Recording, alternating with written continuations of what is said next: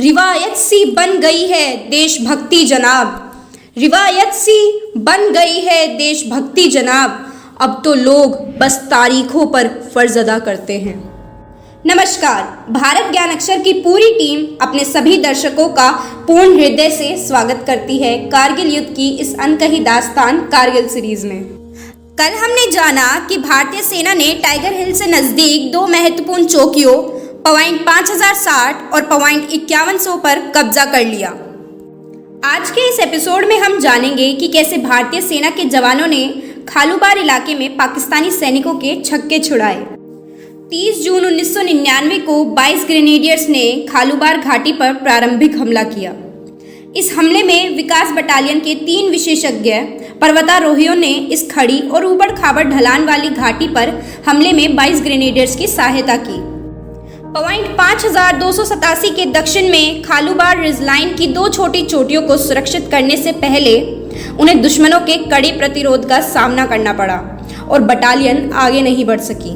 लेकिन सभी बाधाओं से लड़ते हुए मेजर अजीत सिंह की कंपनी शीर्ष पर बने रहने में कामयाब रही।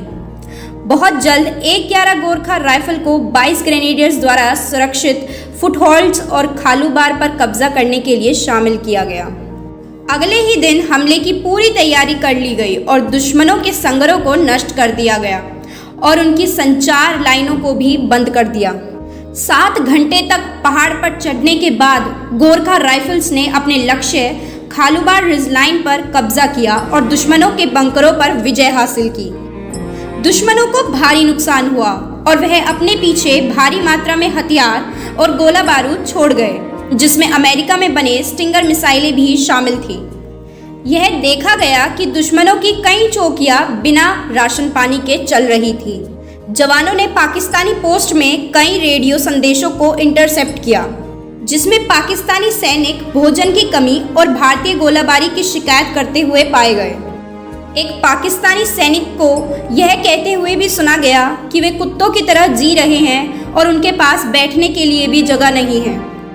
चूंकि यह क्षेत्र दक्षिण की ओर है और सूरज लंबे समय तक उगता है, इसलिए यहाँ की बर्फ बहुत तेजी से पिघलती है। इसलिए पाक घुसपैठियों को संग्रहों के लिए महत्वपूर्ण तरल को धाराओं में लाने के लिए कई किलोमीटर नीचे जाना पड़ता था। भारत के सैन्य इतिहास में पहली बार किसी टीवी चैनल ने लाइव युद्ध को कवर किया, जिसकी वजह से युद्ध क्षेत्र की पल पल की खबर भारतीय जनता तक पहुंचती रहती थी।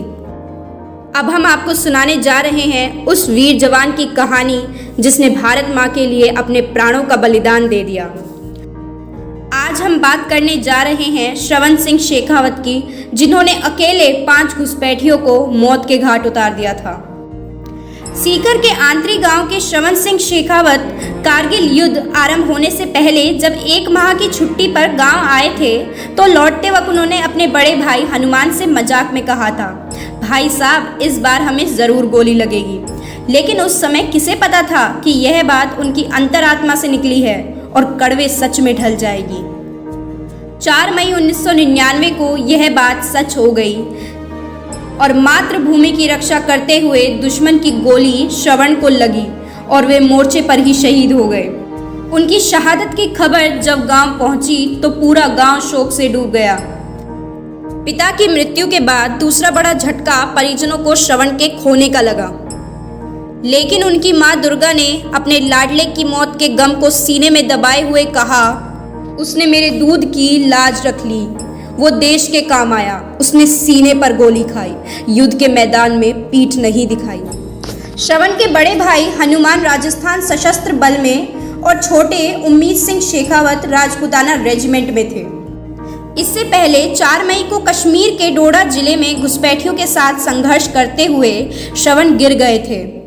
वह बुरी तरीके से जख्मी हो गए थे।